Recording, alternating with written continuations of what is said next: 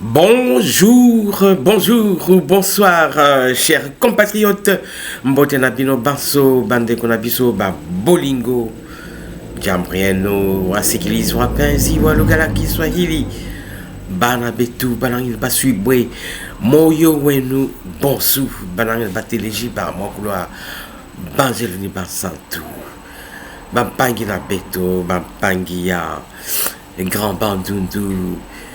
Congo central, Mbotena Beno, Betou, Mezimbana Benouvé. Voilà, chers compatriotes, je n'oublierai pas de dire Moyagnou, Analengo. Voilà.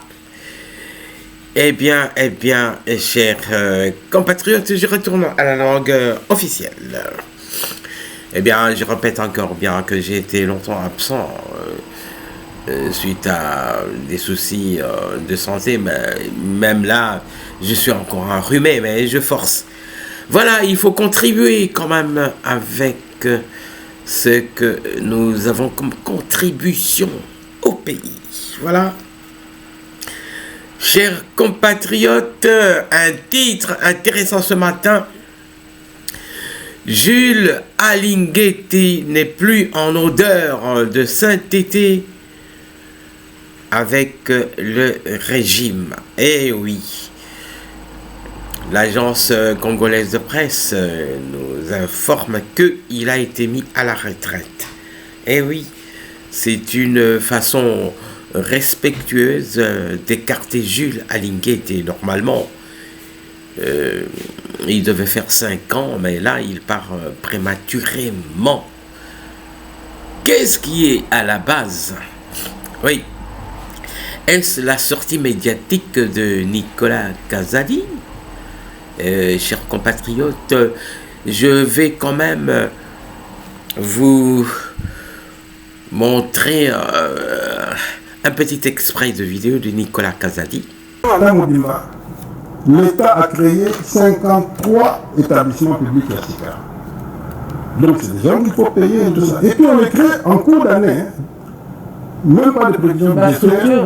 Oui, on le crée qui 53 en 5 ans. Donc, et puis ils commencent à recruter et puis ils n'ont même pas de cadre limite. Alors comment recruter, tout ça, comment veux-tu qu'on s'en sorte? C'est ça le fond du compte.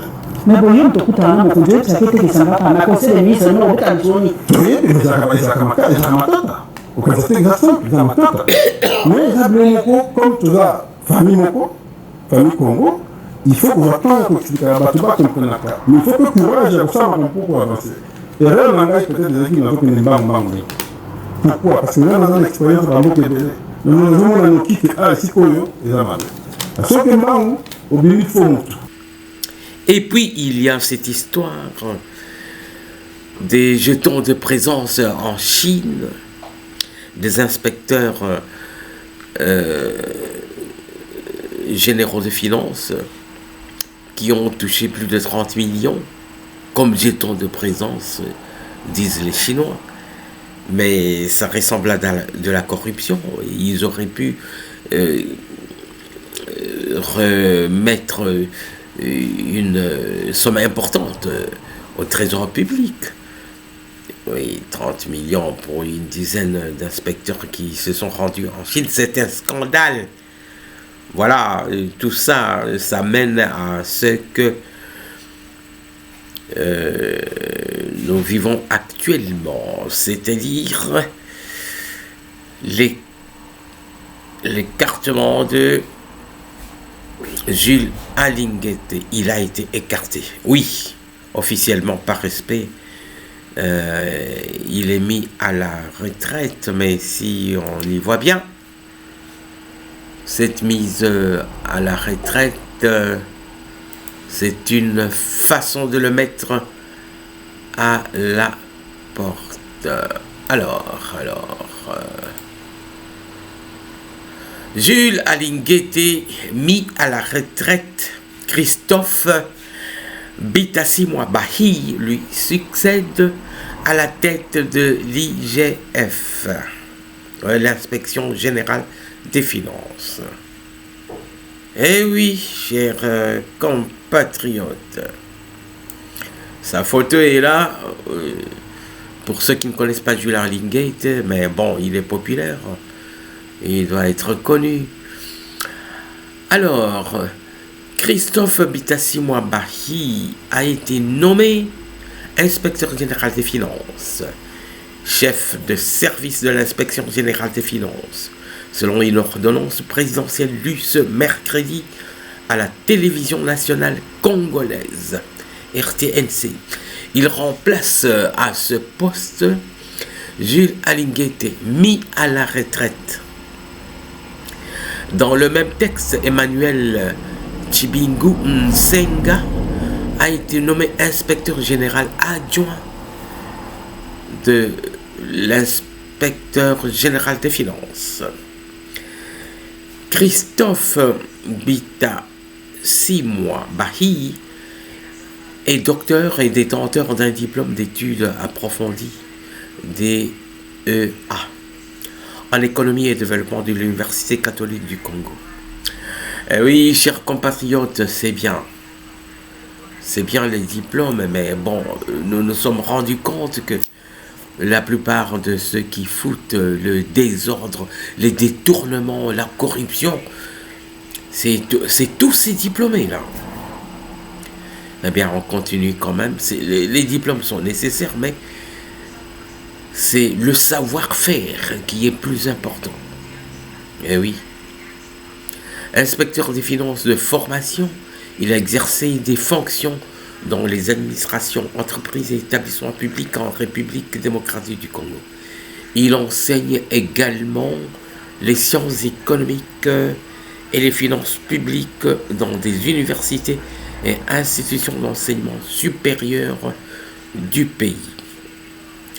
Avant sa nomination, chers compatriotes, il occupait le poste d'inspecteur général des finances, chef des brigades des provinces et entités territoriales. Donc, il a un parcours. Selon les textes en vigueur, l'inspection générale des finances vérifie et contrôle toutes les opérations financières de l'État, les entités décentralisées, les établissements publics ainsi que des organismes ou entreprises de toute nature bénéficiant d'un concours financier public sous forme de participation en capital, subvention, prêt, avance ou garantie. Il faut noter que ce poste d'inspecteur général de finances, c'est un poste très dangereux et un poste tentant. Oui, vous vous rendez dans une institution financière ou, je ne sais pas, une institution publique pour inspecter, vous risquez de tomber sur des propositions alléchantes de corruption pour que vous puissiez fermer les yeux. C'est ça qui se passe. C'est un poste où je pense que 5 ans, rester 5 ans à ce poste, c'est très dangereux. Et regardez Jules Alingate où il en est. Il n'a pas fait 5 ans. Que des déboires. C'est un poste très dangereux. Oui. Bon, alors, elle peut également mener des missions de contre-vérification des situations douanières, fiscales ou parafiscales, notamment en cas de fraude ou sur réquisition des autorités compétentes à la suite de dénonciations. Elle bénéficie, en plus de son budget, d'une quotité de 10% sur les pénalités recouvrées au titre de ses dépenses d'investissement. Oui. 10%. Ah oui. Ça, c'est officiellement. Hein. Oui, quand à l'agence congolaise de presse, Christophe Bitassi, moi, était un nouvel inspecteur général des finances. Mais bon, l'agence congolaise de presse nous parle aussi d'autres informations. Mais c'est une sorte de revue de presse hein, de ce jeudi 8 mai 2025. Donc, la nomination d'un nouvel inspecteur, un chef de service à la tête de l'inspection générale des finances, IGF, mais aussi les premières informations sorties de la soirée d'hier après le premier jour du conclave pour désigner le nouveau pape sont deux sujets qui préoccupent les médias congolais ce jeudi. Dans un climat de vigilance accrue sur la gestion des deniers publics, le président congolais Félix Tshisekedi a nommé mercredi 6 mai par ordonnance présidentielle une nouvelle équipe dirigeante à la tête de l'inspection générale des finances, rapporte Info 27. Christophe Bitassi Mwabahi a été désigné inspecteur général des finances en remplacement de Jules Alinguete Kay, tandis qu'Emmanuel Chibingu Nsenga occupe désormais le poste d'inspecteur adjoint, précise le journal. Cette nomination souligne, selon le potentiel, l'importance de la continuité dans la gestion des ressources publiques tout en apportant une nouvelle vision à l'institution. Le nouveau chef de service est appelé à l'assainissement des finances publiques, note le quotidien. Mais bon, pour l'agence congolaise de presse, le nouveau patron de l'IGF devra redynamiser ce service de contrôle financier et surtout pour lui redonner sa place de choix en tant qu'organe de contrôle financier au sein de l'administration publique. Sa nomination par le chef de l'État symbolise, d'après l'agence, l'instauration d'un nouvel élan de travail plus rigoureux de contrôle des finances publiques, en vue notamment de poursuivre, sinon d'intensifier des combats tels que la lutte contre la corruption, la concussion, le détournement des deniers publics et autres fléaux qui minent la République. Eh oui. Mais il faut aussi que cet inspecteur général de finances soit aussi contrôlé. Il faut que quelqu'un le contrôle aussi. Ses adjoints aussi. Eh oui. Alors, de son côté, indique Africa News, Jules Alinguete a adressé ses félicitations au nouvel inspecteur général, chef de service de l'IGF, et a exprimé sa gratitude au président Tshisekedi pour la confiance placée en lui pendant 5 ans. Bon, il s'est passé 5 ans, mais on dit que il est parti plus tôt. Alors ça c'est Jules Alinguete, exonéré, ouais, mis à la retraite, mis à la porte. Eh oui. Pas de fumée blanche au Vatican. Alors, dans un autre registre, le potentiel renseigne que le mercredi soir à 21h, la fumée noire s'est échappée du sommet de la chapelle Sixtine, signalant qu'aucun consensus n'a encore été atteint parmi les cardinaux électeurs. Et c'est normal, c'est le premier jour. Le premier jour, il n'y a pas de candidat favori. Ouais. Ce signe traditionnel indique que les votes n'ont pas permis de désigner le successeur du Saint-Père, explique le tabloïd. Je vous rappelle, chers compatriotes, que les cardinaux électeurs sont au nombre de 133, mais officiellement, ils doivent être au nombre de 120. Oui, ce que nous apprenons. Mais c'est un nombre qui n'est pas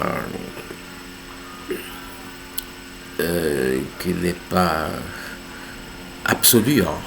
Donc on peut le dépasser d'un tout petit peu. Pour preuve, ils sont au nombre de 133. Et oui, c'est des cardinaux de moins de 80 ans qui sont en train d'élire.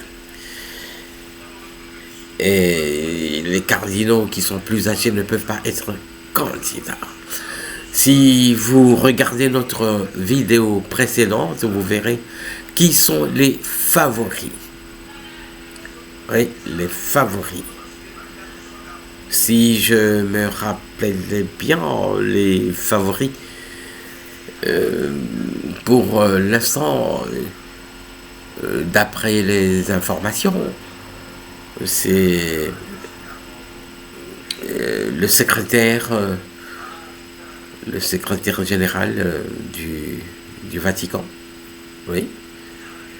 Il s'appellerait Pietro Paola, oui, ou Paoline. Je me souviens des favoris africains. Le cardinal Turkson Kodo du Ghana. Oui. Il y a le cardinal Robert Sarah, originaire de la Guinée. Oui. Eh bien, il y a aussi celui qu'on peut appeler outsider, le cardinal Antonio Tagle des Philippines. Donc, il est célèbre car il draine des foules. Il est déjà arrivé à célébrer une messe à laquelle ont participé plus de 6 millions de fidèles. Et oui, un record pour un cardinal. Oui. Et oui, cette fois-ci, est-ce que le pape viendra de l'Asie ou il viendra d'Afrique? On verra bien. Il y a aussi le cardinal Marc Ouellet qui est favori, il est du Canada. Oui. Il y a aussi un autre favori, mais il est un peu plus âgé, le cardinal Schönborn de l'Autriche. Mais vous savez, les candidats plus âgés sont beaucoup plus favoris parce que, bon, la tendance est à éviter d'élire un pape plus jeune parce que il paraît que dans la tradition, il n'aime pas que un pape reste très longtemps pape. Ce qu'on a connu avec le pape Paul VI, et il est resté très longtemps pape. Ouais. Il préfère un pape qui va faire 5 ans, 10 ans, et puis après, Dieu peut le rappeler. Eh oui, c'est comme ça. Alors, le signe traditionnel indique que les votes n'ont pas permis de désigner le successeur du Saint-Père, explique le tabloïd. C'est de la fumée noire qui est sortie. Le conclave reprendra aujourd'hui à 10h30. Ouais, il est quelle heure? Il est 8h19 en Belgique et il est 7h19 à Kinshasa. Alors aujourd'hui, à 10h30, heure de Rome, avec de nouveaux scrutins prévus pour désigner le 267e pape de l'Église catholique, indique pour sa part Média Congo.net. Donc, l'avant-midi, il y aura 2 votes. Et l'après-midi, il y aura encore 2 votes. Ce processus se poursuit dans le plus grand secret, les cardinaux étant isolés du monde extérieur jusqu'à l'élection du nouveau souverain pontife.